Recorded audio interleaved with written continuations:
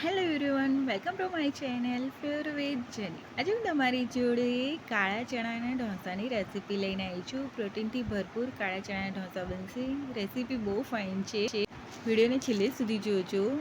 અને જો તમે લોકો હજી સુધી મારી ચેનલને સબસ્ક્રાઈબ ના કરી હોય તો કરી લેજો. તો આ ઢોસા બનાવવા માટે મેં રાતના 1 કપ ભરીને ચણા પલાળી દીધા હતા. તમે લોકો અડધા કપ ચણાનો બી ટ્રાય કરવો હોય તો કરી શકો છો. મેં આખા 1 કપ ચણા લીધા હતા, તેને આખી રાત પલાળવા મૂકી દીધા. સવારે પલળી ગયા એટલે તેને મિક્સર જારમાં લઈ લેવાના છે.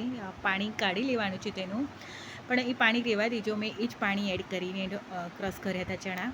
પછી તેમાં એક આખું મોટું લીલું મરચું એડ કરવાનું છે અને આદુનો મોટો ટુકડો મેં ઝીણો કટ કરીને એડ કર્યો હતો. અહીંયા જે લોકો લસણ ખાતા હોય તે એ બી એડ કરી શકે છે. અને 1 ચમચી ભરીને ખાટું અથાણું મેં એડ કર્યું હતું.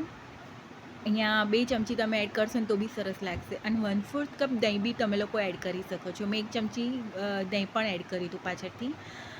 પહેલાં કોરું જ ક્રશ કરી લેવાનું છે. અને હા, 1 ચમચી જીરું બી એડ કરજો, એ હું ભૂલી ગઈ છું, એ આગળ તમને બતાડીશ.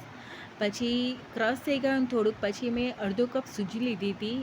1 કપની સામે અડધો કપ સૂજી લીધી હતી. અડધો કપ ચણા હોય ને તો એની સામે 1/4 કપ સૂજી લેજો. અને ઉમેરી અને સરસ ક્રશ કરી, પાણી ઉમેરી અને ક્રશ કરી લેવાનું છે. એકદમ ફાઇન ક્રશ કરી લેવાનું, બને ને એટલું ફાઇન ક્રશ કરજો. અને પછી તેને નીકાળી મિક્સર જારમાં થોડુંક પાણી એડ કરીને લઈ લેવાનું છે. અને પછી મીઠું ટેસ્ટ મુજબ એડ કરજો અને મિક્સ કરી દેવાનું છે. હવે અહીંયા હું છે ને જીરું ભૂલી ગઈ હતી, એ મને પાછળથી યાદ આવ્યું એટલે મેં થોડુંક બેટર લઈ અને જીરું 1 ચમચી એડ કરી અને ક્રશ કરી લીધું હતું. તમે બધું જ જોડે જોડે એડ કરી દેજો. અને કોથમીર ધોઈને ઝીણી કટ કરીને એડ કરી દીધી હતી. અને હવે લોઢી મેં ગરમ કરવા મૂકી દીધી હતી. લોઢી ગરમ થઈ ગઈ, તેલ ગ્રીસ કરી લીધી હતી. પછી તેને બેટર રેડી છે અને આવી રીતે ઢોસા પાડી લીધા હતા.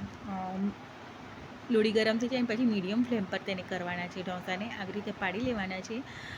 અને ઉપરથી મેં ઘી લગાડી દીધું હતું. હવે આ ઢોસા છે ને મેં મારા છોકરાઓના લંચ બોક્સ માટે કર્યા હતા. એટલે જો ઘી લગાડી દીધું અને બીજી બાજુ પલટાઈ દીધું અને મીડિયમ ફ્લેમ પર બીજી બાજુ બી તેને શેકી લેવાના છે ઢોસાને.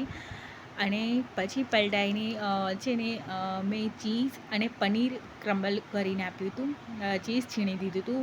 અહીંયા મસાલાનું ફિલિંગ કરવું હોય ને તો એ બી કરી શકાય.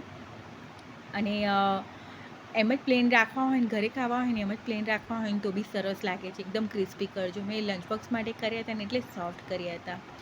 અને બહુ બધું ચીઝ અને પનીર આવી રીતે એડ કરી અને કરી લીધા હતા ઢોસા. તેને મીડિયમ ફ્લેમ પર કરજો. અને બેટરમાં છે ને મેં રેડ ચીલી ફ્લેક્સ, ઓરિગાનો, કોથમીર એડ કર્યું હતું. ઓપ્શનલ છે બધું, પણ એડ કરજો, બહુ જ ફાઇન લાગશે. પ્લેન ઢોસા હોય ને તો ઓરિગાનો ને બધું એડ કરીને કરશો ને તો સરસ લાગશે. પછી છે ને બીજા ઢોસામાં મેં પોળી મસાલો બી થોડોક સ્પ્રિંકલ કર્યો હતો. બહુ જ ફાઇન ટેસ્ટ આવતો હતો એનો.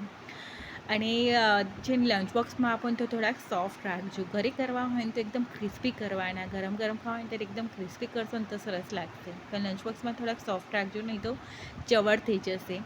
અને તેને ગ્રીન ચટણી જોડે મેં છોકરાઓને આપ્યા હતા. તમે લોકો સોસ સાથે બી આપી શકો છો. આમાં મસાલાનું ફિલિંગ કરવું હોય ને તો એ બી તમે લોકો કરી શકો છો. બહુ જ ફાઇન ઢોસા થાય છે. એકદમ ટેસ્ટફુલ થયા હતા. ટ્રાય કરજો, બહુ જ ફાઇન રેસીપી છે. અને કેવી લાગી આ રેસીપી, કેવો લાગ્યો આ વિડીયો, ગમે તો લાઈક સબસ્ક્રાઈબ કરવાનું ન ભૂલતા. Thank you for watching. મળીએ નેક્સ્ટ વિડીયોમાં.